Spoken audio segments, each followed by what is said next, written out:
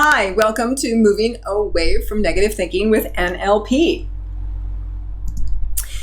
Why is it important to move away from negative thinking? Why is it important to help someone else move away from negative thinking? According to the National Science Foundation, an average person has about 12,000 to 60,000 thoughts per day. Of those, 80% are negative. That's 9,600 to 48,000 negative thoughts a day. And did you know that negative thoughts are 7 times more powerful in your brain than positive ones? And if you say those negative thoughts out loud, that's another 10 times more powerful. This means that your negative comment about your finances, your job, your body, your life, your relationships is now 70 times stronger than any of your positive thoughts. Now, I was in my office and I was going downstairs and I just about to leave the office building and I decided to get my mail. I reached into my bag to get my keys and realized that I didn't have my keys. I kind of cursed myself and then went upstairs back to my office to get my keys from obviously the office where I left them. I got to the office and I looked in the usual place where my keys should be, and they weren't there. And then I looked in the place where other places that they could be, and well, they weren't there. And then I started to panic. Where are my keys? I'm asking myself. Now there's lots of negative things going on inside my brain unconsciously as I'm searching for the keys.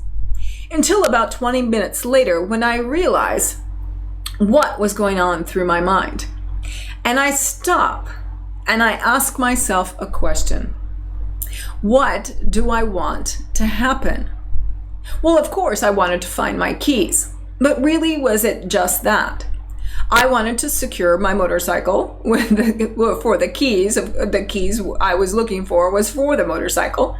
And so if I secured my motorcycle, then I would meet my goal. So the first thing that came to my mind was, well, where did I park? Is it in a secure place? And then I realized I actually hadn't ridden my motorcycle that day at all. And then in my mind, my brain thankfully just said, well, that was silly. Now, I must have had at least 20 minutes of unconscious negative thoughts going on through my mind as I frantically searched for my keys. And this is what we're talking about here tonight, because it happens to us all the time, and mostly it happens unconsciously. So what exactly is happening? How do our brains keep us on these negative thoughts so easily? Well, we have to start at the beginning. And this is the way our brain works. We have billions of bits of information. They're coming to us through our visual, our auditory, kinesthetic, olfactory, and gustatory senses. It's everything from the sound in the room, the sound of the fan behind me, the sound of my voice, the colors on the screen, the texture of the floor or the walls in the room that you're in, the temperature of the room, the feeling of whatever you're sitting on, etc. Our visual, auditory, kinesthetic, olfactory, and gustatory senses bring in information into our brain, but our brain does not have the ability to process these billion bits of information. It only has the ability to process between 60 to 200,000 bits, depending on which neuroscientist you ask. Now, what is a brain to do? Our brains distort, delete, and generalize the information. And it does it very uniquely. Once it does this, we have what's called an internal representation, a picture in our mind. And then we have a state and our behavior. So in the story I was just telling about my lost keys, my visual, auditory, kinesthetic, mostly, senses were all activated. I was looking for my keys. I was listening to myself unconsciously in my mind saying negative things like, where did you put the keys? If you lost your motorcycle, you're going to be in a lot of trouble. And I'm feeling a sense of anxiety. I'm feeling a sense of worry.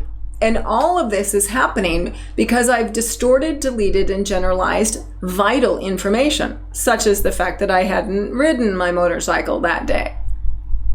Now, the internal representation I had in my head was the picture of my husband's face in that very disappointing look after I told him that I've lost the keys to my motorcycle, or potentially lost the motorcycle because I left the keys in the motorcycle and now it's been stolen. And so I had that look of his face etched into my mind, which of course changes my state and my behavior.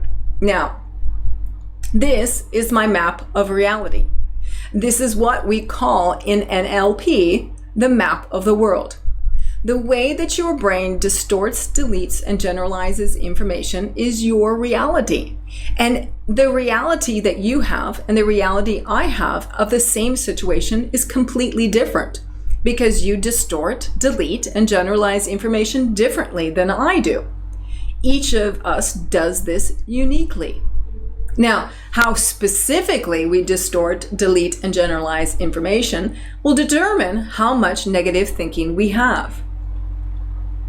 Now, here's a great quote. Watch your thoughts, they become words. Watch your words, they become actions. Watch your actions, they become habits. Watch your habits, they become your character. Watch your character, it becomes your destiny. Now, it's completely correct. What type of destiny does your thoughts lead you to now? Is it a destiny of love, of gratitude, of abundance? Or is it a destiny of hate and fear and lack? Or is it somewhere in between? The information in our world is just data until we give it meaning. When we put information into context, we give it meaning and put it into a frame. In NLP, a frame is the context and meaning that we give to information. There is a story of a farmer and his son. His son is helping him work on the fields. And the neighbor walks by and he tells the farmer that he is so lucky to have a young son that helps him in the fields each day. And the farmer looks at the neighbor and says, lucky? Unlucky? Who knows? The neighbor kind of shrugs and just walks away. The next day, the son is gone. The farmer has no idea where the son has gone. And the neighbor walks by and he scolds the son and says, oh, that son of yours, what bad luck to have a son who wanders off and doesn't tell you where he's gone. And the father, the farmer, says to the neighbor, is it bad luck or good luck? Who knows? Again, the neighbor shrugs and walks away. The next day, the son returns, and with him 12 wild horses that he's captured in the woods. The neighbor returns and says, oh, what luck you have, a son who has captured all these wild horses. And again, the farmer says to the neighbor, good luck or bad luck? Who knows? The neighbor is getting a little annoyed by the farmer's lack of knowing what is lucky and what is not. But the neighbor just shrugs and walks away. The next day, the boy is trying to tame one of the wild horses, and he falls off the horse and breaks his leg. The neighbor, of course, walks by to express his dismay over the bad luck of the broken leg. He will no longer be able to help you in the field, says the neighbor. And the farmer says, is it good luck or bad luck? Who knows? Again, the neighbor just shrugs his shoulders and walks away. The next day, the army comes to the village, and he takes all of the young sons in the village to serve in the army and go to war. He takes all of the young sons, except, of course, the son with a broken leg. And the neighbor walks by and says, "Oh, how lucky." The neighbor assigns these meanings, these judgments, and the events of everything he sees as good or bad. He puts them into a particular context, and the farmer just refuses to do so. The meaning of our experience depends on the frames we choose to apply. Our framing is happening to us all of the time by the way that our brain distorts and deletes and generalizes information. Now, there's another story. When I was at Tony Robbins' event in the United States, he asked everyone to stand up and to sit down if they would accept $1 million. Keep standing if they would accept $1 million if they could kill a mosquito. And of course, everybody in the room was still standing. But then he upped the game a little bit and he said, "I'll give you $1 million to kill a mouse." There's a couple people in the room that sat down. They were unwilling to kill a mouse for $1 million. The majority of the room, though, was still standing. Now, the next one was, "I'll give you $1 million to kill a cat." Obviously, all the cat owners sat down at this point in time. And then there was the last question. "I'll give you $1 million to kill a dog." Everybody in the room sat down except for two gentlemen. And when Anthony Robbins asked one of the gentlemen, "Sir, I hear all the whispers in the room about you and how terrible you are for killing a dog for $1 million. Can you explain yourself?" And the man in the room said, "Easily. I own a farm and we have a lot of wild dogs around. And if it's the meaning of whether the sheep dies or the dog dies, I'll be more than happy to kill the dog and you can keep your $1 million." Of course, that particular man had a context that nobody else was thinking. Now, frames are set every time we ask a question or make a statement, and they're based oftentimes on how we feel. I'm going to give you two questions, and I want you to notice the difference between those two questions. The first is, in view of the widespread concern about safety, how do you solve this problem? The second question is, many people are concerned. What are you going to do?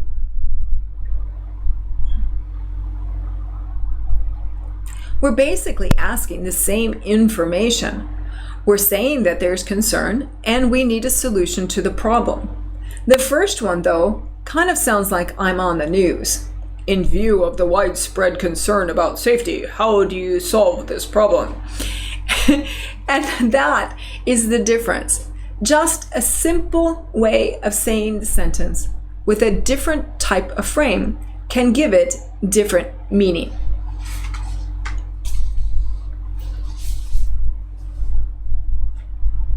Here's an example from sales.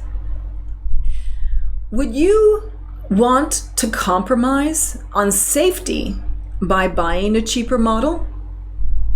Now, as you can hear, this smart salesperson has basically told you that you would be compromising on safety if you bought a cheaper model. It's his frame, his context that he's given you that changes the meaning of what you buy. And he's in charge of setting up that frame. Whether you accept it or not is up to you. Every day we have framing. For example, you have a problem versus we have a problem. A simple change of one word and the entire meaning of the phrase is changed. So let's look at a lot of different, well, by a lot, I mean seven different frames that are negative, and how do we move them? How do we transform them into something that's positive? The first frame is the why frame. It's the most terrible question because it sets us into a negative thinking pattern. Remember when you were a child, do you remember hearing things like, "Why did you do that? Why are you so clumsy? Why aren't you finished with your schoolwork? Why haven't you done your chores yet?" Etc. When we were children, we had a lot of questions about why, where we had to give a defensive response to explain our behavior or our thought process about something that we did in the past. We get this even if the question isn't about us. Why did he do that? We feel like we needed to defend the person or defend his actions or defend his thought process. And this happens unconsciously. So the why frame is one of the worst ones we could possibly use as a negative frame set. What we want to be able to do is use why in the only context we use it in NLP, and that is in the future, because it has a different meaning when we talk about why in a future context. It asks about values when it's in the future context. For example, why is learning about changing negative thoughts important to you? As you can hear, that doesn't put you into a negative mindset. It doesn't put you into a negative thought process. It gives you the opportunity to explore your values. Now, most of the time though, people use why from the negative sense, that negative frame. So let's look at some ways that we can change it into a positive thinking pattern. We can change it by asking a different type of question. How? How did this problem happen? Even though we're still focused on the problem, we're talking about what were the series of events that led up to the problem, rather than an explanation of explaining somebody's behavior and making them defensive. We can also just ignore the problem altogether and focus on something more important, like the solution. How can this be solved? Or we can ask about something that would even be more helpful, which is the learning aspect. What can we do differently next time? Or what can we do differently in the future? And for you parents out there, how can you finish your homework tonight? So these are ways that we can take our why and we turn them into how, so that we get a more positive feeling set into the other person. So we get a growth, we get an outcome, we get a future orientation from that person, rather than them getting into this defensive response. By focusing on how instead of why, we're engaging problem solving and facts rather than judgments. Let's look at our next negative thinking pattern. This is the me frame.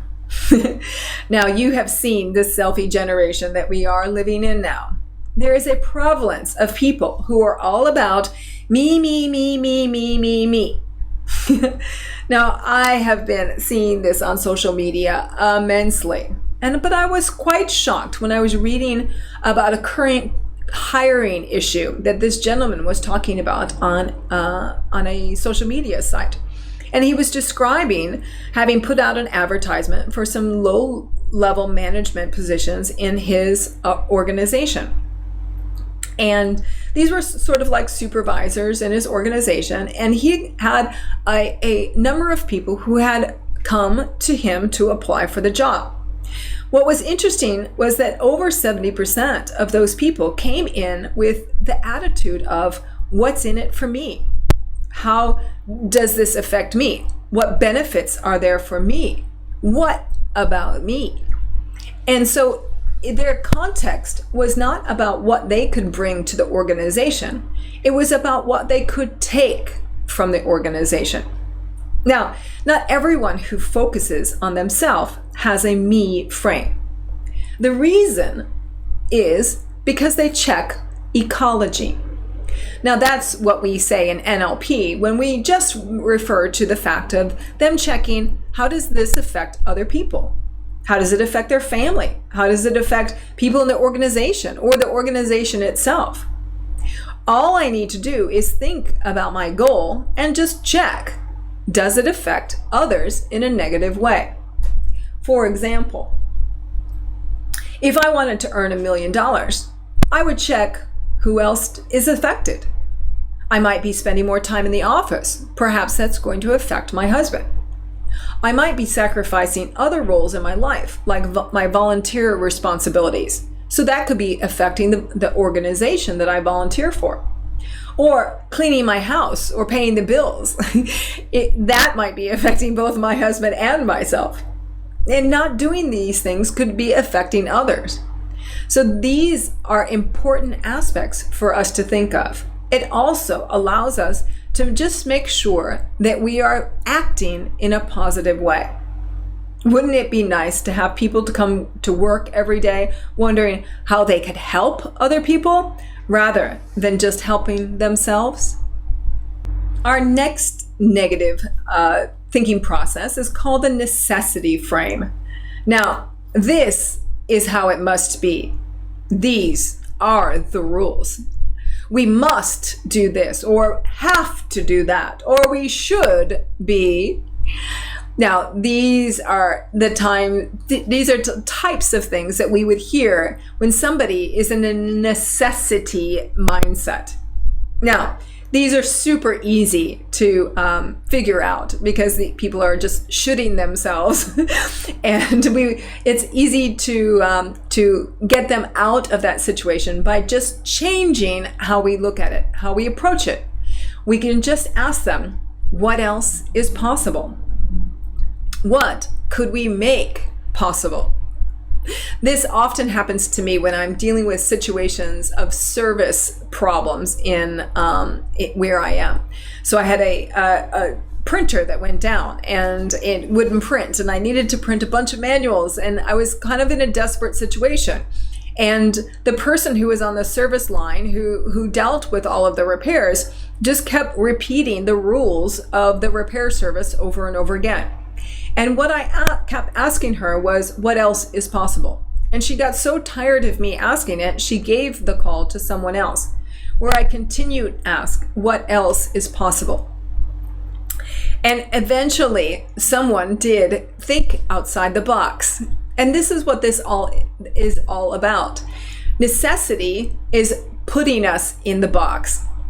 Rules put us in the box. Must-tos and have-tos put us in the box. And to think outside the box, we need to think about possibilities. What else is possible? I hope that one helps you, because it is one we often hear in our world. Now, our next negative thinking pattern is called the blame frame. Who is responsible, or who is to blame? I was at a restaurant the other day, and I am sitting in the restaurant with a group of people, and the waiter was serving some water to our table through a pitcher and pouring it into glasses. And just as his elbow came up to pour the water into the water glass, there was another staff member that walked behind him and bumped his elbow. And obviously, therefore, the water jug, which then spilled water all over the table and over some of the people on the sitting at the table. Now, the water wasn't hot, so there was no real damage done. The gentleman who spilled the water immediately left the table, and I, of course, was thinking that he's going to get towels or something to sop up the water. I was wrong, though. He went to go find the person to blame. So he was in a blame mindset rather than into an outcome mindset. And that's what we want to do to counter a blame frame. We want to ask, what is the goal? What are we trying to achieve? And my question that day, is your aim to find out who is to blame, or to figure out how we can reach our goal of cleaning up the water?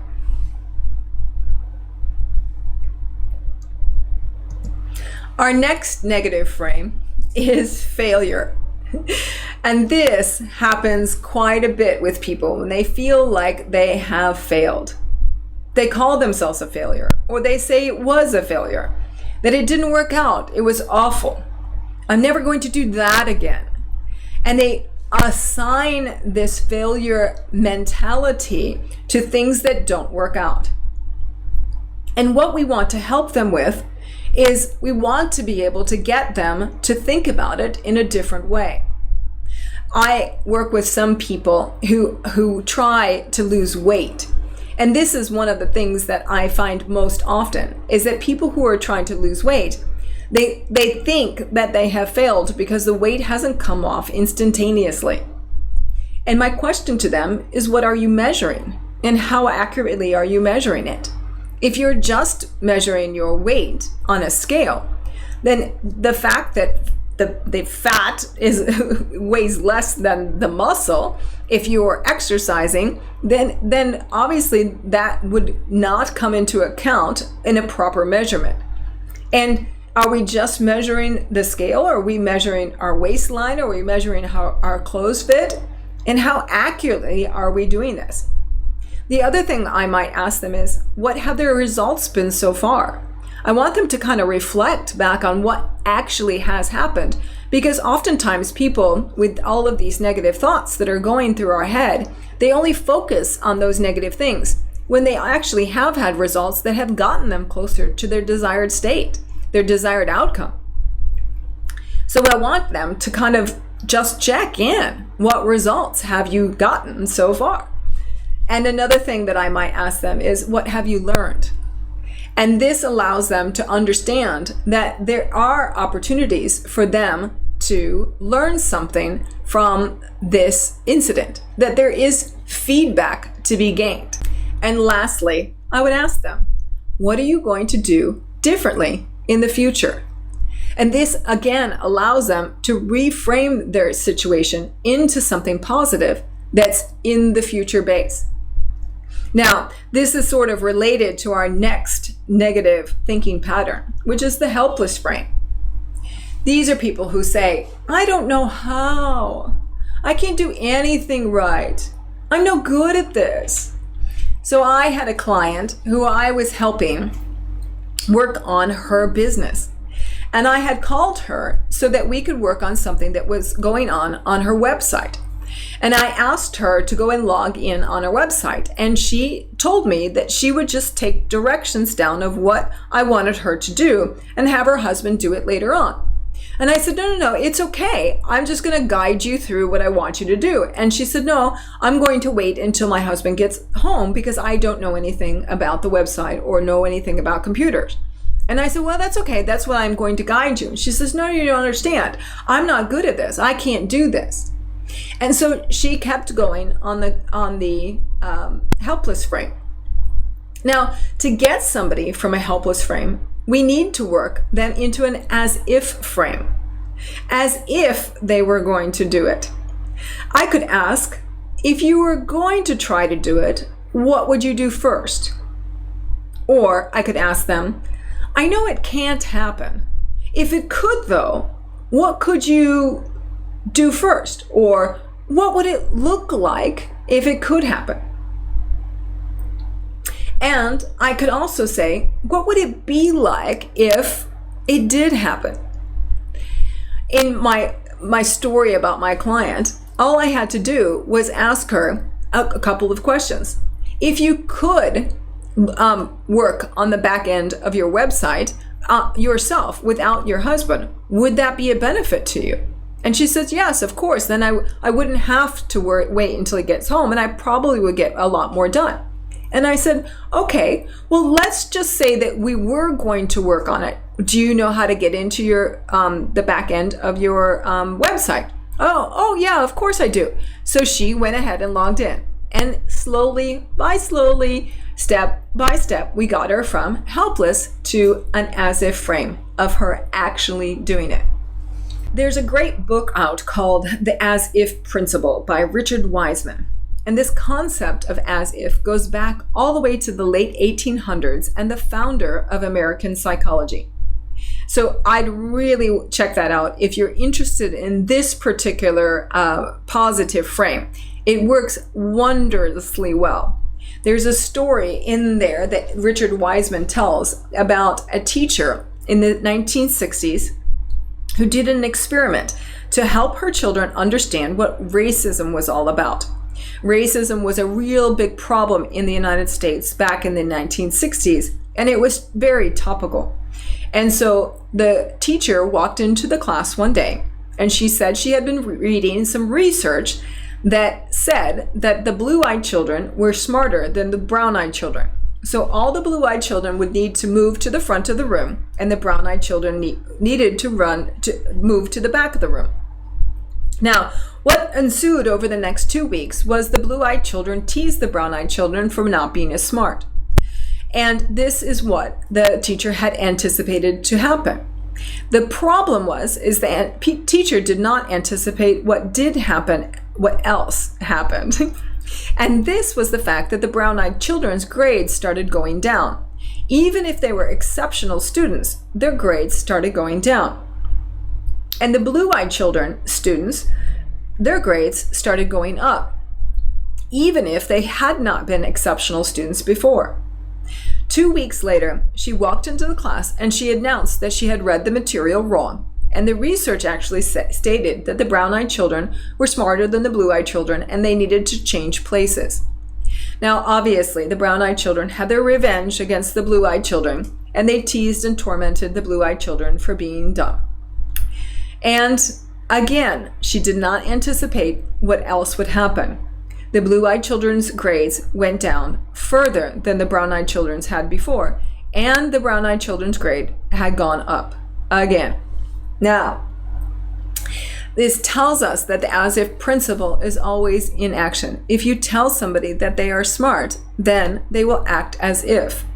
I read this awesome story the other day where there's a kid who actually had received his SAT scores. He had taken his college entrance exams in his sophomore year, and he had never anticipated on going to university because he was failing out of high school at the time. And his parents really didn't know what to do with him. But he received his scores, and his scores suggested that he was in the top 3 percentile of the entire nation. He was incredibly smart. And so he started acting as if he was incredibly smart. That summer, he stopped hanging around with all of the kids that he used to hang around with and started hanging around with kids that were smart. And at school, he did things that smart kids did, like study and attend class and pay attention. And he did exceptionally well, and he got into a very good university. And several years later, became a very successful man.